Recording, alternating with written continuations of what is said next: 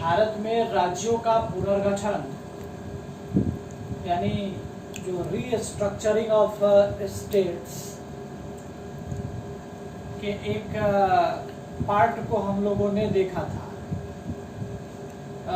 उसमें इस बात का डिस्कशन किया था कि भाई जब प्रिंसली स्टेट्स या देशी रियासतों का जब मर्जर हो गया इंडियन यूनियन में, भारतीय संघ में, तो उसके बाद उसको कौन सा स्टेटस प्रोवाइड कराया जाए, इस बात को लेकर कॉन्स्टिट्यूएंट असेंबली में कई प्रकार के डिबेट्स मौजूद थे।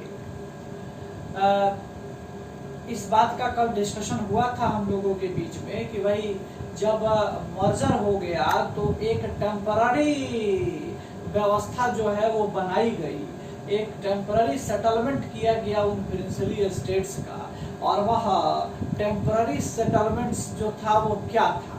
तो टेम्पररी सेटलमेंट्स को जब आप देखते हो तो वो सीधे आपको दिखता है कि किस प्रकार 4 श्रेणी के राज्यों का निर्माण जो है वह किया गया, 4 श्रेणी के राज्य बनाए गए। उसमें हमने आपसे कल बात की थी श्रेणी ए, श्रेणी बी, श्रेणी सी और श्रेणी डी के राज्य। उसके बाद भारत में राज्यों के गठन का आधार क्या हो, यानी जो रीस्ट्रक्चरिंग ऑफ स्टेट्स को होना था उसके लिए बेस क्या बनाया जाए, उसके लिए लैंग्वेज को बेस बनाया जाए या उसके लिए एडमिनिस्ट्रेटिव सेटअप को बेस बनाया जाए, है ना।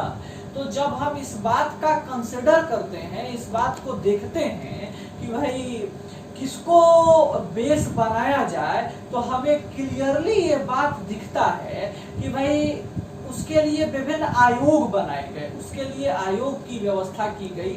और सबसे पहला आयोग इस संबंध में जो भारत का पहला लिंग्विस्टिक प्रोविंशियल कमीशन था, भाषाई प्रांतीय आयोग था, उसको एसके धर की अध्यक्षता में बनाया गया। एसके धर उसका चेयरमैन बनाया गया और एसके धर की चेयरमैन वाली कमेटी ने इस बात को रिकमेंड किया कि भाई भारत में राज्यों के गठन का आधार, भारत में स्टेट्स के जो स्ट्रक्चरिंग है उसका बेस जो है वह लैंग्वेज नहीं होके एडमिनिस्ट्रेटिव सेटअप होनी चाहिए, प्रशासनिक सुविधा होनी चाहिए, जिसको लेके साउथ इंडिया के कई राज्यों ने विरोध किया। और विरोध के बाद एक और कमेटी को कॉन्स्टिट्यूट किया गया और जब अगली कमेटी बनी जिसका नाम था जेवीपी कमेटी, जवाहरलाल नेहरू, वल्लभ भाई पटेल और पट्टाभी सीतारामैया नाम की जब ये कमेटी बनी तो इसने लैंग्वेज को आधार बनाते हुए और राज्यों के रिकंस्ट्रक्शन की बात को स्वीकार कर लिया, रीस्ट्रक्चरिंग की बात को स्वीकार कर लिया। राज्यों के पुनर्गठन के लिए जब भाषा के आधार को स्वीकार कर लिया गया तो उस संबंध में 1953 में 1953 में वह पहला स्टेट भारत का बना जो लैंग्वेज बेस बना और वह स्टेट था आंध्र प्रदेश, जिसको मद्रास राज्य से तेलुगु लैंग्वेज वाले लोगों को अलग कर दिया गया और उनके लिए एक अलग स्टेट्स का फॉर्मेशन किया गया और वह स्टेट बना आंध्र प्रदेश। और उसके बाद कल इस बात का डिस्कशन हो चुका था कि 1969 में फिर मद्रास का नाम बदलकर और तमिलनाडु कर दिया गया। जब ये स्थिति बन गई भारत में कि भाई अब राज्यों के गठन का आधार भाषा को स्वीकार कर लिया जाए, तो क्या यही फाइनल डिसीजन माना जाए और इसके बाद भारत में जितने भी राज्य बनाए जाए वो सब लैंग्वेज के बेस पे बनाया जाए? इस सब मुद्दों पर विचार विमर्श करने के लिए 1953 में भारत में पहला राज्य पुनर्गठन आयोग बनाया गया। ये भारत का पहला राज्य पुनर्गठन आयोग था जिसके अध्यक्ष थे फजल अली और इसमें 2 और मेंबर थे। एक का नाम था के.एम. पणिक्कर और दूसरे का नाम था हृदयनाथ कुंजरू। ये 3 लोगों को मिलाकर यह कमेटी जो है वह निर्मित की गई, यह कमेटी बनाई गई। इस आयोग को फजल अली आयोग के नाम से भी जाना जाता है, फजल अली आयोग के नाम से भी इसको पुकारा जाता है।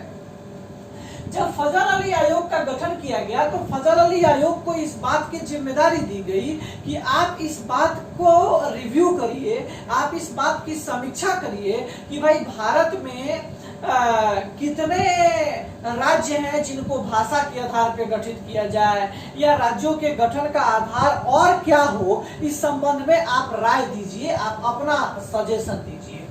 जब फजल अली को ये जिम्मेदारी दी गई तो फजल अली आयोग ने तमाम चीजों पर अपना राय मशवरा करने के बाद, अब तमाम चीजों पे रिव्यू करने के बाद उसने अपनी रिपोर्ट दी, और इसने अपना रिपोर्ट दिया था 1956 में। 1956 ईस्वी में इसने अपनी रिपोर्ट दी थी, और जब ये रिपोर्ट दी तो इसके रिपोर्ट में कई सारी बातें कही गई। जैसे फजल अली आयोग ने यह बात स्पष्ट किया कि भाई भारत में राज्यों का गठन जो है वो केवल भाषा के आधार पर नहीं होना चाहिए, अर्थात केवल इस आधार पर कि भाषा ये इम्पोर्टेंट है, यहाँ पे इस भाषा भाषी के बोलने वाले लोग हैं इसलिए इस भाषा के लिए अलग स्टेट बना दिया जाए। फजल अली आयोग ने इस बात को नकारा, इस बात को स्वीकार करने से मना किया, और फजल अली आयोग ने कहा कि भाई भाषा और संस्कृति महत्वपूर्ण है, लेकिन प्रशासनिक सुविधा, वित्तीय स्थिरता, ये सबको भी ध्यान में रखना चाहिए, ये सबको भी ध्यान में रखते हुए और तब राज्यों का निर्माण करना चाहिए, तब राज्यों को बनाना चाहिए, पहली चीज। दूसरी चीज उसने एकदम विरोध किया कि भारत में अगर भाषा के आधार पर राज्यों को बनाया जाने लगेगा तो यहाँ पर बहुभाषी संस्कृति के लोग रहते हैं, इतनी बोली और इतनी भाषा है कि कितना स्टेट बनाइएगा। और जैसे बिहार ही देखो ना, बिहार में भोजपुरी भाषी लोग हैं, बिहार में मैथिली भाषी लोग हैं, बिहार में मगही बोलने वाले लोग हैं, है ना, ये तमाम अलग अलग भाषा भाषी लोग हैं। अब क्या मिथिला वालों के लिए अलग राज्य बना दीजिए, भोजपुरी वालों के लिए अलग राज्य बना दीजिए, मगही वालों के लिए अलग राज्य बना दीजिए, कितना राज्य बनेगा इस यहाँ पर। तो कुल मिला के फजल अली आयोग ने इस बात का एकदम विरोध किया कि भारत में चूंकि बहुभाषी संस्कृति है और बहुभाषी संस्कृति होने के नाते हम इतना अधिक मात्रा में स्टेट्स नहीं बना सकते, इतने अधिक मात्रा में राज्यों का निर्माण जो है वो हम नहीं कर सकते, है ना। और उसका कहना है कि भाई राज्यों के का निर्माण इसलिए किया जाता है कि वो लोक कल्याण का कार्य करे, है ना, वह जनता के कल्याण के लिए कार्य करे, इसलिए उनका निर्माण किया जाता है। केवल भाषा और संस्कृति के आधार पर अगर राज्य बनाए जाने लगेंगे तो हो सकता है किसी राज्य के पास संसाधनों का घोर अभाव हो जाए, किसी राज्य के पास संसाधन रहे ही नहीं। तो किसी राज्य के पास जब संसाधनों का घोर अभाव हो जाएगा, संसाधन नहीं होगा, तो वो कैसे लोक कल्याण का कार्य करेगा, वो कैसे वेलफेयर का कार्य करेगा। तो इसीलिए ये समझना अति आवश्यक है कि भाई भारत में जो राज्यों का गठन हो, भारत में जो स्टेट्स बनाए जाएं, वो स्टेट्स इसलिए नहीं बनाया जाए कि वो किसी भाषा भाषियों के लिए है, बल्कि वो इसलिए बनाया जाए ताकि प्रशासन चलाने में सुविधा हो, और दूसरी प्रमुख बात कि वित्तीय स्थिरता बनी रहे तथा लोक कल्याण जो है वो सधता रहे, लोक कल्याण की पूर्ति होती रहे, है ना। तो ये रिपोर्ट में फजल अली आयोग ने कहा। फजल अली आयोग ने अपने इस रिकमेंडेशन को आधार बनाते हुए, इस रिकमेंडेशन पर अपने भारत के तमाम भौगोलिक परिस्थिति का मूल्यांकन करने के बाद उसने कहा कि भाई आप 16 राज्य बना दीजिए और 3 केंद्र शासित प्रदेश बना दीजिए। ये फजल अली आयोग का रिकमेंडेशन था, जो फजल अली आयोग ने तमाम रिव्यू किया, और रिव्यू के बाद जो अपनी रिपोर्ट रखी, उस रिपोर्ट में उन्होंने क्लियर यह बात कहा कि भाई भारत में 16 राज्य बना दीजिए और 3 केंद्र शासित प्रदेश बना दीजिए, है ना। सरकार ने फजल अली आयोग के इस रिपोर्ट को आंशिक संशोधन के साथ स्वीकार कर लिया। आंशिक संशोधन किया सरकार ने और उसको स्वीकार कर लिया। वह आंशिक संशोधन क्या था, तो देखिए 1 नवंबर 1956 ईस्वी को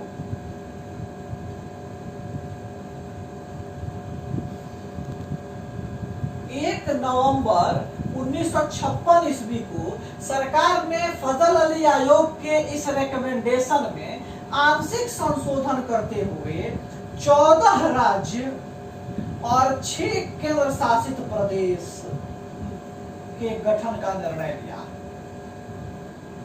14 राज्य और 6 केंद्र शासित प्रदेश के गठन का निर्णय इस समय सरकार ने लिया। फजल अली आयोग का रिकमेंडेशन था 16 राज्य और 3 केंद्र शासित प्रदेश।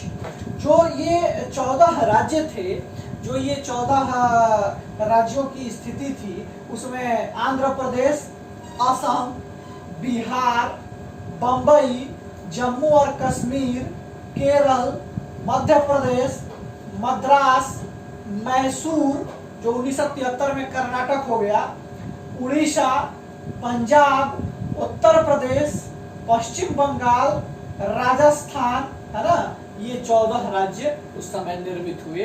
ये 14 राज्य बने। 6 केंद्र शासित प्रदेशों को अगर देखोगे तो अंडमान और निकोबार द्वीप समूह, दिल्ली, हिमाचल प्रदेश, लक्षद्वीप, मिनी-क्वाय तथा अमीन द्वीपी द्वीप समूह, है ना। 1973 में इस लक्षद्वीप, मिनी-क्वाय जो द्वीप समूह था, इसको लक्षद्वीप कर दिया गया 1973 में। उसके बाद एक मणिपुर और फिर त्रिपुरा। तो ये आप देखिए, फिर आगे चल के इसका कई बदलाव होता है।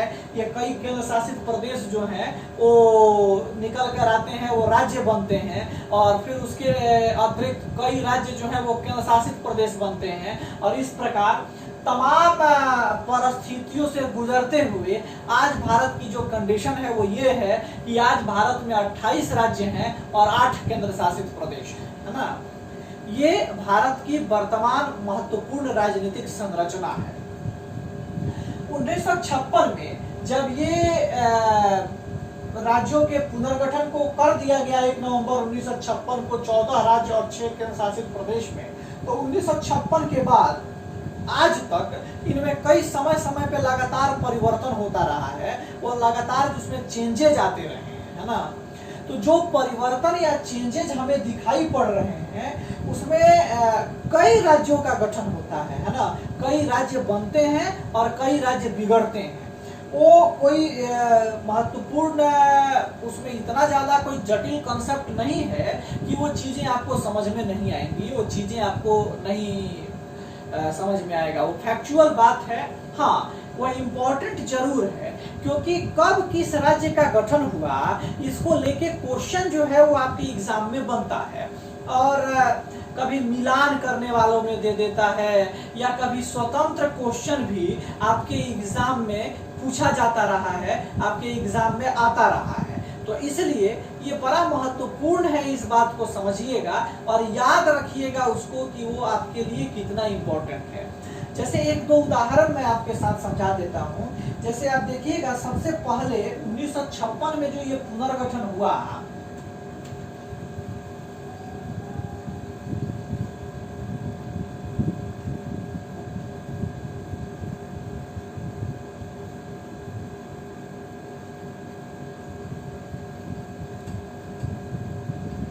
जो 1956 में ये पुनर्गठन होता है, तो 1956 के बाद लगातार परिवर्तन होता रहता है।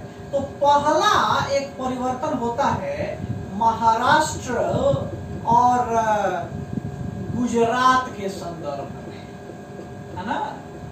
देखिएगा, जो 14 राज्य हम अभी आपको बताए थे, उस 14 राज्य में एक राज्य था जिसका नाम था बंबई, है ना। और उस बंबई राज्य में 2 भाषा भाषी लोग थे, 2 भाषा को बोलने वाले लोग थे, है ना। पहला जो भाषा बोलने वाले लोग थे उसमें एक लोग था जो मराठी बोलता था, और दूसरा जो लोग था वो लोग गुजराती बोलता था, है ना। तो 1960 में पहला परिवर्तन होता है 1956 के बाद, और बंबई जो राज्य था उसको 2 भागों में बांट दिया गया। उसमें से गुजराती बोलने वालों के लिए गुजरात राज्य का गठन कर दिया गया और जो मराठी बोलने वाले लोग थे उन लोगों के लिए महाराष्ट्र राज्य बन गया, है ना। तो चूंकि बंबई पहले से ही मौजूद था इसलिए उसी के जगह पे ये महाराष्ट्र हो गया, जो मराठी भाषी वाले थे, है ना। जो अलग एक राज्य जुड़ा वह राज्य था गुजरात, और गुजरात भारत का कितने नंबर का राज्य बना? गुजरात भारत का 15वां राज्य बना, जो 15 नंबर का स्टेट बना वह, यानी 15वें राज्य के रूप में गुजरात की स्थापना होती है, गुजरात बनता है। और इसके बाद धीरे धीरे धीरे धीरे कई राज्यों का गठन होता चला गया, कई राज्य बनते चले गए, जिसमें कई राज्य केंद्र शासित प्रदेश के रूप में बने और कई केंद्र शासित प्रदेशों का राज्यों के रूप में बदलाव हुआ, राज्यों के रूप में उनकी संरचना को तब्दील किया गया, उसकी संरचना को बदला गया। तो ऐसी स्थिति में जब भारत में आज भी ये परिस्थिति चल रही है, अभी हाल ही में आपने देखा था कि जम्मू कश्मीर को क्या किया गया। जम्मू कश्मीर एक पूर्ण राज्य था, लेकिन जम्मू कश्मीर को दो भागों में बांटा गया, एक जम्मू और कश्मीर और दूसरा लद्दाख का क्षेत्र बांटा गया, और उन दोनों को केंद्र शासित प्रदेश बना दिया गया। जो कि पहले पूर्ण राज्य था, अब उसको केंद्र शासित प्रदेश के रूप में स्थापित कर दिया गया, केंद्र शासित प्रदेश के रूप में उसको जगह दे दी गई। तो कुल मिला के ये एक जो संरचना तय हुई हमारी, जम्मू कश्मीर के पूर्ण राज्य के हटने से भारत में 29 राज्य हो गए थे तेलंगाना के बनने के बाद। तो तेलंगाना जब जम्मू कश्मीर को जब पूर्ण राज्य से केंद्र शासित प्रदेश बनाया गया तो अब राज्यों की संख्या हो गई 28, लेकिन उस समय चूंकि 7 केंद्र शासित प्रदेश थे और 2 और जुड़ा तो 9 हो गया, लेकिन दादरा और नागर हवेली और दमन दीव का जब विलय हो गया तो फिर एक खत्म हुआ और इस प्रकार 9 केंद्र शासित प्रदेश से घटकर उनकी संख्या जो है वो 8 पर पहुंच गई। और इस प्रकार वर्तमान स्थिति यही है कि भारत में 28 राज्य और 8 केंद्र शासित प्रदेश जो हैं वह मौजूद हैं, 8 केंद्र शासित प्रदेश उपलब्ध हैं। अब जो विभिन्न राज्यों का गठन हुआ है, जैसे दादरा और नागर हवेली, गोवा, दमन और दीव का, पुडुचेरी का, नागालैंड का, है ना, ये सब जो राज्य बने हैं ये कैसे बने हैं और किस रूप में इनका गठन हुआ है ना, इसके नोट्स जो हैं वो आपको शेयर कर दिए जाएंगे। जिन लोगों को भी इसके जो जिनको नोट्स नहीं मिल पा रहा होगा वो मुझे कांटेक्ट कर लेंगे, उनको भी नोट्स जो है उनके साथ शेयर कर दी जाएगी, नोट्स वो ले लेंगे। आप उसको आराम से उसमें पढ़ लीजिएगा, वो नोट्स में सारी बातें डिटेलिंग करके लिखी हुई हैं, सारी बातें समझ में आएंगी। और यदि किसी प्रकार की कोई उसमें प्रॉब्लम होती है तो फिर उसके लिए मैं हूँ, आप जब चाहें आप प्रश्न पूछ सकते हैं। हाँ, ये जरूर है कि वो इम्पोर्टेंट है इस संदर्भ में कि समय पूछता है। जैसे आपसे ये पूछ सकता है कि भाई गुजरात राज्य का गठन कब हुआ, आपसे पूछा जा सकता है कि हरियाणा राज्य का गठन कब हुआ, है ना, या गोवा को पूर्ण राज्य का दर्जा कब मिला। इस तरह से आपके एग्जाम में सिक्किम एक आएगा, सिक्किम तो कई बार पूछा जा चुका है आपकी परीक्षा में, है ना। तो इसलिए ये इम्पोर्टेंट है, समय जरूर याद रखना है और वो आपके एग्जाम में पूछा जाता है। और मुझे लगता है कि 1, 2 बार 3 बार उसको आप करेंगे तो आसानी से आप उसको सॉल्व कर सकते हैं, आसानी से उसको आप बना सकते हैं। तो ये आपके इस चैप्टर का ये एक महत्वपूर्ण खंड है जो आपको नोट्स दे दिया जाएगा, आप पढ़ लीजिएगा। और इसके अतिरिक्त एक और महत्वपूर्ण संदर्भ जो है वो इस चैप्टर के साथ जुड़ा हुआ है। जैसे कई राज्यों का नाम जो है वो समयानुसार बदला है ना, समयानुसार उसमें परिवर्तन हुआ है। जैसे सबसे पहले मद्रास राज्य का जो नाम है वह 1969 में तमिलनाडु रखा गया था। मैसूर का नाम 1973 में कर्नाटक कर दिया गया। लकादीव, मिनिकॉय और अमीन दीवी जो द्वीप समूह है उसका नाम 1973 में लक्षद्वीप कर दिया गया।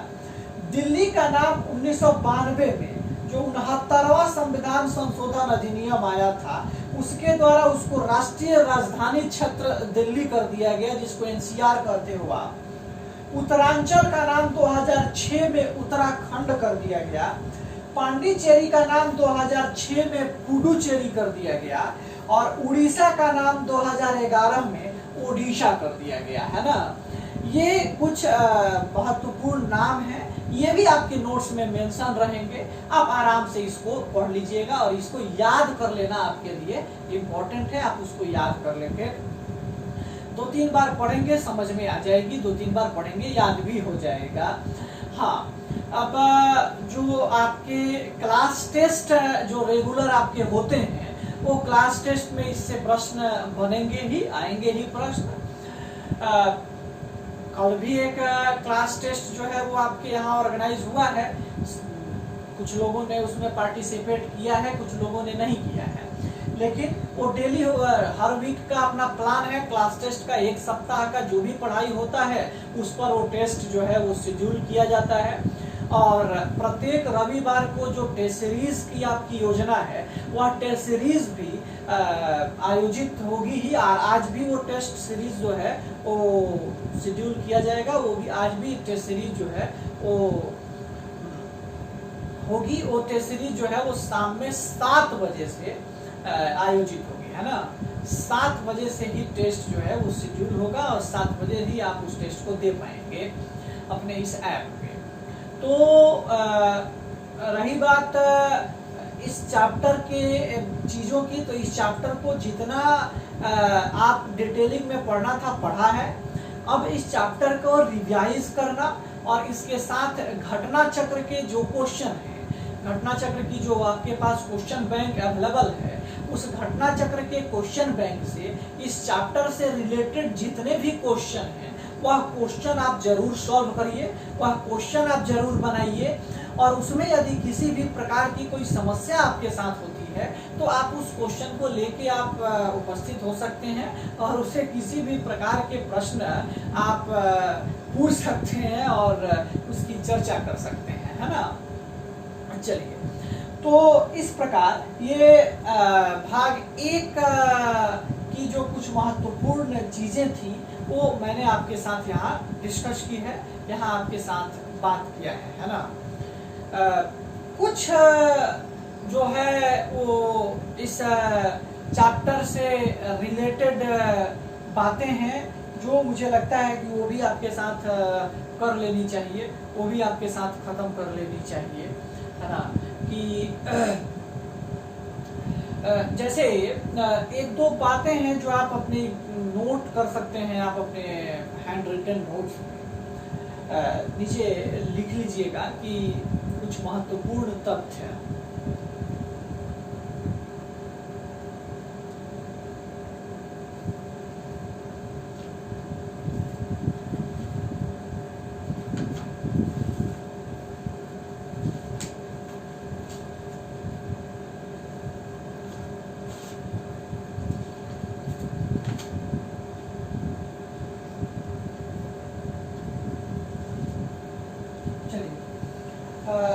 लिखिएगा कि भारत में राज्यों का गठन, भारत में राज्यों का गठन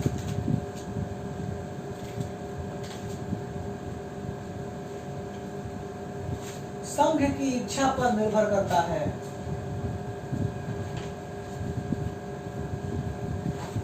संघ की इच्छा पर निर्भर करता है।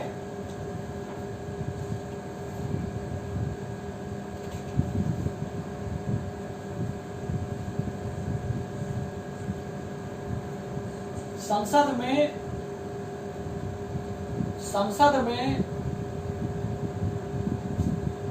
राज्यों के गठन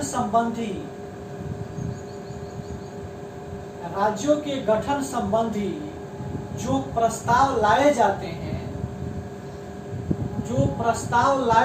हैं वे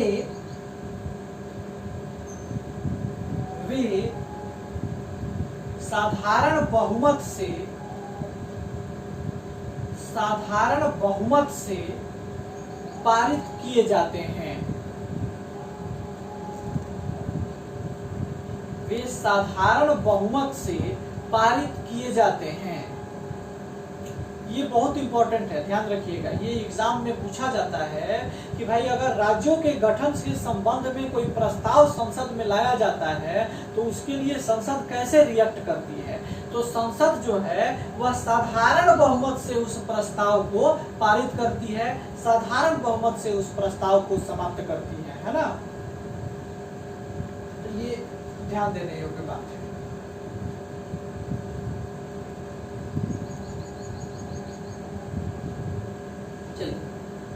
तो इस प्रकार इस चैप्टर की अब समाप्ति होती है, इस चैप्टर का अंत होता है।